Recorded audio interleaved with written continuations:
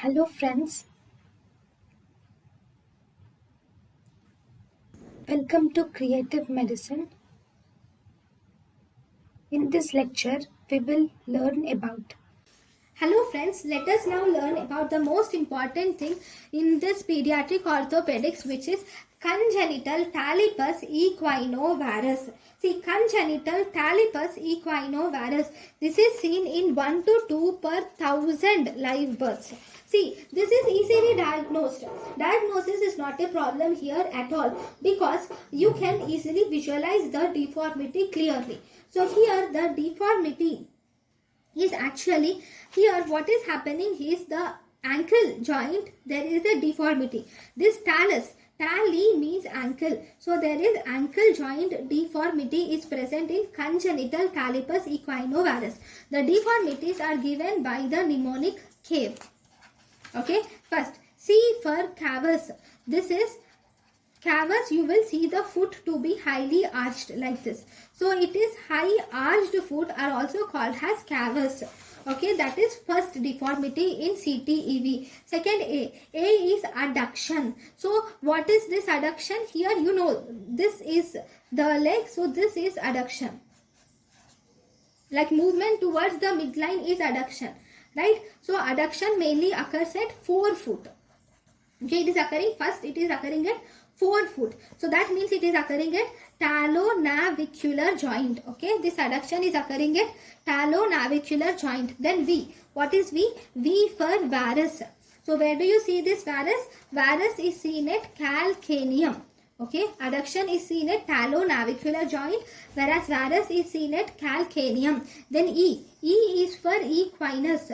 Equinus is actually seen at ankle joint. That means it is seen at tibio-talar joint. It is seen at tibio-talar joint. So this is very important. See, cavus is seen at high arched. Cavus is high arched foot is cavus. Adduction is actually seen at forefoot. That is, it is seen at tallonavicular joint.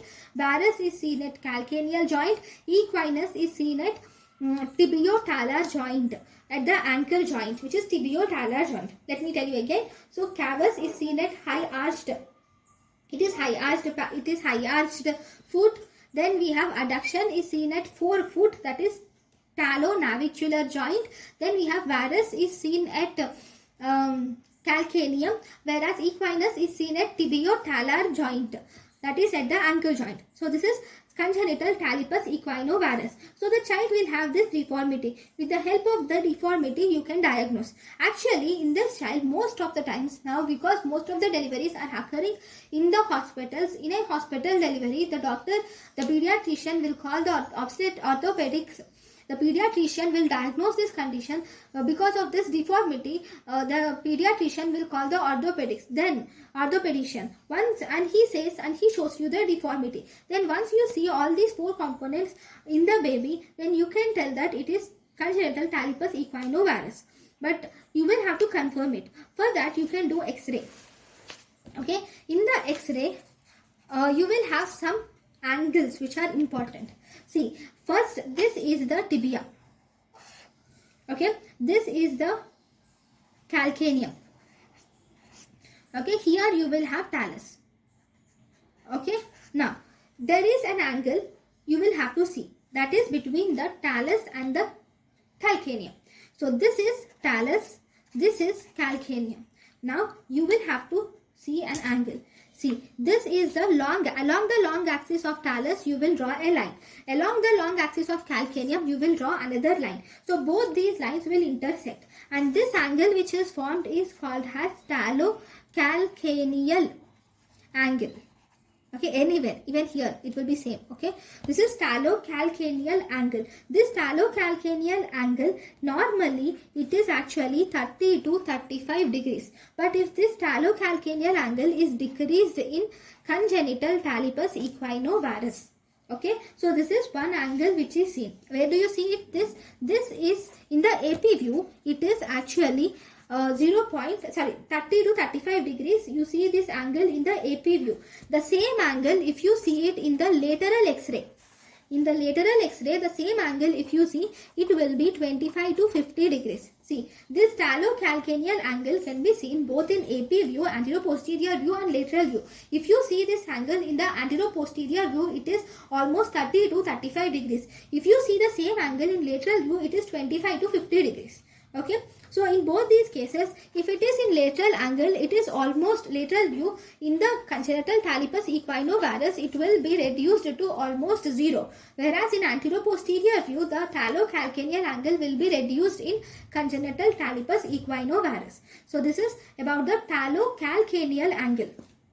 Now, the next important angle which you have to see is tibio-calcaneal angle. So this is tibia. Okay, this is calcaneum. I'm just drawing the calcaneum and tibia. Okay, so through the long axis of tibia, you will draw a line. Now, through the long axis of calcaneum, you will draw the second line.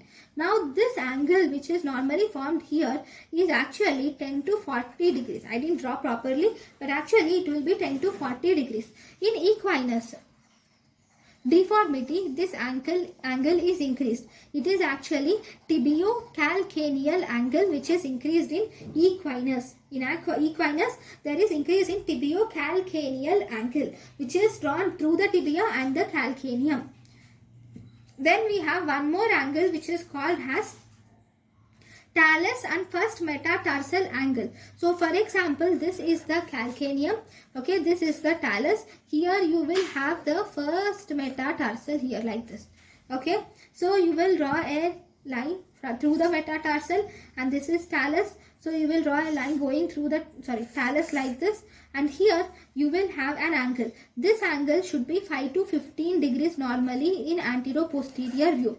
But in CTEV, this will be negative, and as a result, this will suggest adduction. Okay, so what is this angle called as? This is the angle between talus and first metatarsal. So this is for talus and first metatarsal angle, which will tell us about the adduction. Okay, the angle between the talus and the first metatarsal. This is talus angle, this is the first metatarsal. It will be around 5 to 15 degrees in AP view. But if it is negative, then that is adduction. The same angle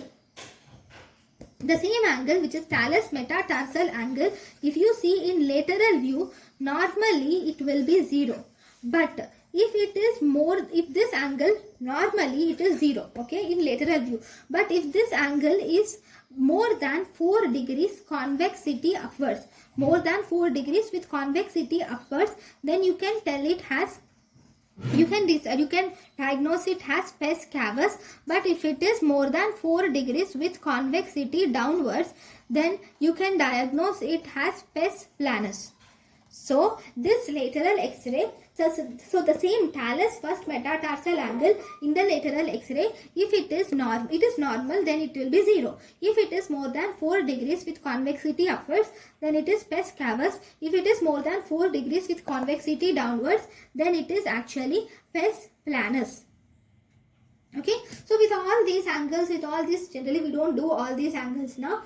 But with the help of all these angles and everything, you can diagnose the case. Now you have diagnosed the case successfully. Now, once you have diagnosed the case, your objective is to treat the baby.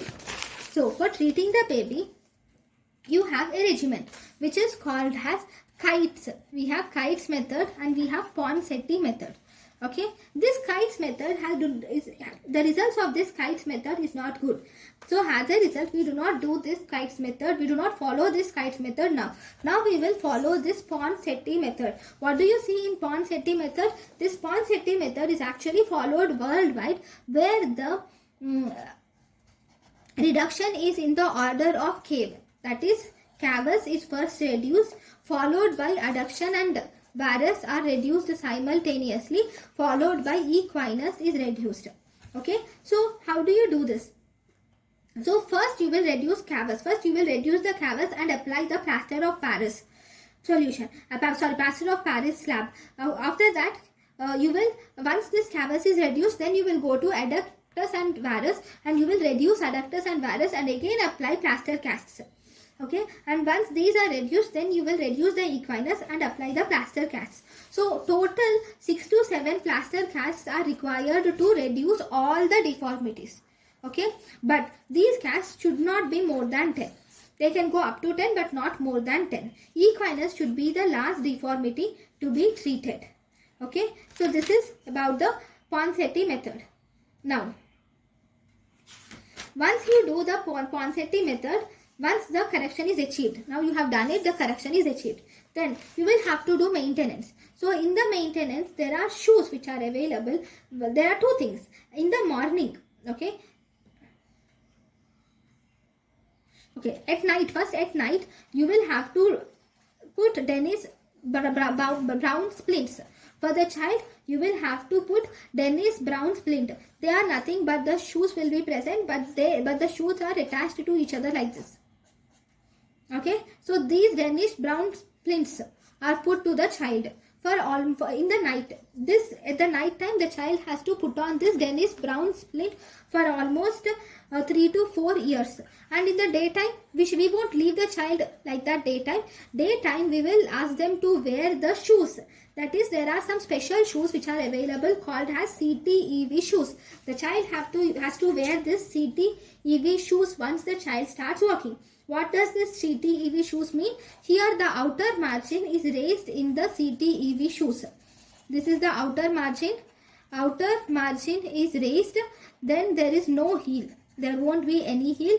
There will be raised outer margin and the inner margin will be straight. And the inner margin will be straight. Okay, raised outer margin and inner margin will be straight. So this is CTEV shoes which you can see. So in the daytime you will ask the child to wear the CTEV shoes. Okay, then all this should be followed till, and then the child should be followed till 10 to 12 years of age. Okay, this is if you diagnose the child at birth or in a few years. Okay, but if it is a neglected case or if it is a relapse case, okay, if the child, this is mainly for newborn, very good. But if the child is neglected or if the child is a relapse case or neglected case, then the treatment depends upon the age. That means if the child is less than 3 years of age, then if the child is less than 3 years of age, then you can do posteromedial soft tissue repair can be done. If the child is less than 3 years of age, posteromedial soft tissue repair can be done. If the child is 3 to 8 years of age or 4 to 8 years of age, then you can do Dillwyn-Evans procedure can be done. Dillwyn-Evans procedure is done if the child is 4 to 8 years of age. If the child is 8 to 10 years of age, then you can do wedge tarsectomy can be done. If the child is 8 to 10 years of age, you can do wedge tarsectomy. If the child is more than 10 years of age, you can do triple orthodesis can be done. Okay, if everything is failed, then you can do Ilizaros fixator technique can be used. Okay, so first, if the child is less than 3 years of age, posteromedial soft tissue repair is done. If the child is 4 to 8 years of age, then you can do Dillwyn-Evans procedure. If the child is 8 to 10 years of age, wedge tarsectomy is done. Then if the child's age is more than 10 years of age, triple orthodesis is done. So this is about the congenital talipes equino varus. Thank you. Thank you and thank you for watching.